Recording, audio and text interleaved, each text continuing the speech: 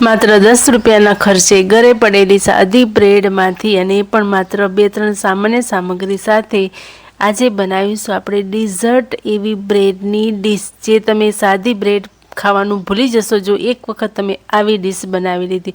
અને હા, આ બ્રેડની રેસીપી વિશે 90% લોકોને ખબર જ નથી, પણ જે ખાય છે એ વખાણ કર્યા વગર રહેતું નથી. તો ચલો આજે મારી સાથે તમે પણ આ બ્રેડની સરસ એવી ડીશ બનાવો. તો એના માટે આપણે સૌથી પહેલાં લઈ લેવાનું છે એક બાઉલ. બાઉલમાં આપણે લેવાનું છે 1 કપ જેટલું મલાઈવાળું દૂધ. અને જો તમારે વધારે બનાવવું છે તો તમારે અહીંયા 2 કપ જેટલું દૂધ ઉમેરવાનું છે. તો હું અહીંયા 2 કપ જેટલું મલાઈવાળું દૂધ લઈશ, એટલે કે ફૂલ ફેટ દૂધ લેવાનું છે. એની સામે મેં અડધા કપ જેટલી ખાંડ લીધી છે. ખાંડનું પ્રમાણ તમે ઓછું વધારે કરી શકો છો. તો પછી આપણે આને ગેસ પર ચડાવી દેવાનું છે, લો ટુ મીડિયમ ફ્લેમ ઉપર, અને આને ઉકળવા દેવાનું છે. મિત્રો, વિડીયોને સ્કીપ કર્યા વગર ધ્યાનથી આ રેસીપી જોજો. જેમ કે તમે 1 મિનિટ માટે કે અડધી સેકન્ડ માટે વિડીયોને તમે સ્કીપ કર્યો અને એમાં જ્યારે મેં એક એવું ઇન્ગ્રીડિયન્ટ્સ ઉમેરું છું જો એ તમે જોવાનું રહી જશે તો આ ડીશ એવી બનશે નહીં. એટલા માટે વિડીયોને સ્કીપ કર્યા વગર ધ્યાનથી જોજો. તો પછી આપણે આ બાઉલને મૂકી દીધું છે ગેસ ઉપર લો ટુ મીડિયમ ફ્લેમ ઉપર, અને આપણે આને ઉકળવા દઈશું. આ ઉકળે છે ત્યાં સુધી આપણે અહીંયા લઈ લેવાનું છે 2 ચમચી જેટલો કસ્ટર્ડ પાવડર. કસ્ટર્ડ પાવડરની રેસીપી મેં આગળ બતાવેલી છે કે ઘરે કસ્ટર્ડ પાવડર કેવી રીતે બનાવાય. જો તમે નથી જોયું તો અહીંયા વિડીયોની સ્ક્રીન ઉપર મેં આપેલું છે, તો તમે એમાં ક્લિક કરીને જોઈ શકો છો. અને એનામાં આપણે અહીંયા ગ્લાસમાં થોડુંક દૂધ બચાવીને રાખેલું હતું, 2 થી 3 ચમચી જેટલું એ ઉમેરી અને સારી રીતે આને મિક્સ કરી લેવાનું છે. જરા પણ આની અંદર લમ્સ રહેવા ના જોઈએ. આ બાજુ દૂધ સરસ એવું ઉકળી ગયું છે. દૂધને આપણે માત્ર 2 થી 3 ઉફાણા આવે એટલું આપણે આને ઉકાળવાનું છે. એ ઉકળી જાય એટલે પછી આપણે જે તૈયાર કરીને રાખેલું છે, જે અત્યારે કસ્ટર્ડ પાવડરની જે સ્લરી બનાવીને આપણે રાખીને એ મિશ્રણ આપણે આની અંદર ઉમેરી દેવાનું છે. જો તમે ઈચ્છો તો આની અંદર તમે કેસરને પણ ઉમેરી શકો છો. 2 તાંતણા કેસરનો સ્વાદ જોઈતો હોય તો એ તમે આની અંદર અત્યારે એડ કરી શકો છો, જેથી એનો કલર સરસ આવે છે. પરંતુ અહીંયા કસ્ટર્ડ પાવડર ઉમેરવાની સાથે જ એનો કલર એકદમ ચેન્જ થઈ જાય છે. તો સારી રીતે આપણે એને મિક્સ કરી દેવાનું છે, અને ગેસની ફ્લેમ થોડીક હજી પણ આપણે સ્લો કરી દેવાની છે. આ મિશ્રણને બનતા 3 મિનિટ જેટલું જ લાગે છે. બસ એકદમ ઘટ્ટ એવું થઈ જાય એટલે આપણે ગેસની ફ્લેમને બંધ કરી દેવાની છે, અને સાઈડમાં આપણે આને ઠંડુ થવા માટે મૂકી દેવાનું છે. હવે આપણે અહીંયા લઈ લેવાની છે બ્રેડ. ઘરે જે પડેલી સાદી બ્રેડ હોય એ જ આપણે લેવાની છે. તો અહીંયા મેં લીધી છે 2 બ્રેડ. તો હવે આપણે આ બ્રેડની સાઈડની કિનારીઓ જે છે એ આપણે નથી લેવી, તો આપણે એને કાઢી દેવાની છે. માર્કેટમાં કિનારી વગરની બ્રેડ પણ મળતી હોય છે, પરંતુ આપણે અહીંયા માત્ર 10 રૂપિયાની અંદર જ એક સરસ એવી ડિઝર્ટ ડીશ બનાવવા જઈ રહ્યા છીએ. એટલે ઘરે જે પડેલી સાદી બ્રેડ છે એમાંથી જ આપણે બનાવવાની છે.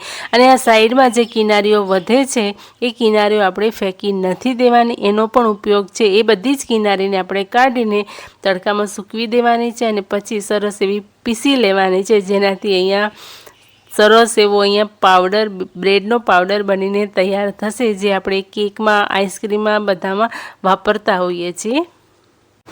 અને માર્કેટમાંથી લાવો એના કરતાં આપણે ઘરે જ બ્રેડ ક્રમ્સ બનાવી લેવાય, કેમ કે એકદમ ઇઝી છે. તડકે ના સૂકવો તો પણ તમે તવીમાં પીસીને પણ જરા શેકશો ને એટલે સરસ એવો બ્રેડનો પાવડર તૈયાર થઈ જશે, એટલે કે બ્રેડ ક્રમ્સ તૈયાર થઈ જશે. તો આપણે અહીંયા બ્રેડની સાઈડની કિનારીઓ કાઢ્યા પછી સરસ એવા આવડા ચોરસ એવા ટુકડા કરી લેવાના છે.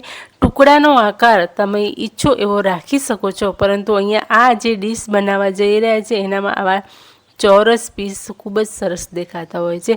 તો હવે આ પીસને આપણે શું કરવાનું છે, એક પેન લેવાની છે. પેનમાં આપણે 2-3 ચમચી જેટલું તેલ લેવાનું છે, અને તેલ હલકું ગરમ થાય એટલે આપણે જે બ્રેડના ટુકડા કર્યા છે એ મૂકી દેવાના છે. અહીંયા ઓઇલની જગ્યા પર તમે ઘી પણ લઈ શકો છો, બટર પણ લઈ શકો છો. મેં અહીંયા ઓઇલ લીધું છે, તમે બીજું પણ લઈ શકો છો. તો આપણે બધા જ ટુકડા અહીંયા સમાઈ જશે. નોનસ્ટિકમાં કરવાનું છે. નોનસ્ટિક ના હોય તો તમે તવીમાં પણ કરી શકો છો, પણ હલકા આપણે ગુલાબી જેવા કરવાના છે. ને ગેસની ફ્લેમને આપણે ધ્યાનમાં રાખવાનું છે કે એકદમ લો જ રાખવાની છે.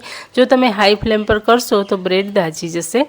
તો એ સામાન્ય એવા ગુલાબી જેવા આપણે ઉલટ સુલટ કરીને કરી લેવાના છે. તો બધા જ મારા ટુકડા અહીંયા સમાઈ ગયા છે.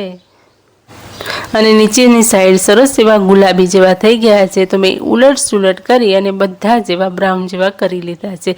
તો અહીંયા બ્રેડના બધા જ ટુકડા શેકાઈ ગયા છે. હવે આપણે એને બીજા બાઉલમાં લઈ લઈશું, કેમ કે ગરમ ગરમ છે એટલે એકદમ ગરમ હશે ને તો કડક જેવા થઈ જશે અને થોડા આપણને ક્રિસ્પી પણ જોઈએ, એટલે તરત જ એ ક્રિસ્પી થઈ જાય છે. આપણે બીજી ડીશમાં આપણે આને કાઢી લઈશું. મિત્રો, આગળ વિડીયો જોઈએ પહેલાં મારી તમને બધાને એક નમ્ર વિનંતી છે કે તમે મારો વિડીયો કયા ગામથી કયા શહેરથી જોઈ રહ્યા છો એ મને કોમેન્ટમાં જરૂરથી જણાવજો, જેથી મને ખુશી થાય કે મારા વ્યુઅર્સ કયા કયા ગામથી જોઈ રહ્યા છે. તો હવે આપણે જે ક્રીમ બનાવીને તૈયાર કરીને રાખી હતી એ ઠંડી થઈ ગઈ છે. તો હવે આ બ્રેડ ઉપર આપણે એ ક્રીમને આવી રીતે રેડી દેવાની છે. ચારો તરફ આપણે આવી બધી જ જેટલી પણ બનાવી છે ને દૂધની ક્રીમ આની ઉપર રેડી દેવાની છે. અને ઉપરથી તમારે ગાર્નિશ કરવા માટે ડ્રાયફ્રૂટ અથવા તો ગુલાબની પાંદડીઓ, કેસર, શેનાથી પણ તમે તમારા મનપસંદ ડ્રાયફ્રૂટથી તમે ગાર્નિશ કરી શકો છો. અને આ એકદમ એટલી સરસ લાગે છે અને ડાયાબિટીસ વાળા માટે પણ આ એકદમ હેલ્ધી છે, કેમ કે આની અંદર બહુ સુગર આવતું નથી.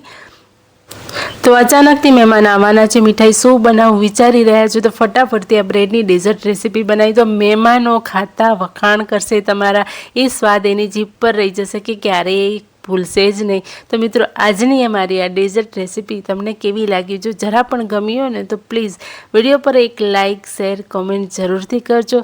મળીએ છીએ આવી જ કોઈ નવી રેસીપી સાથે.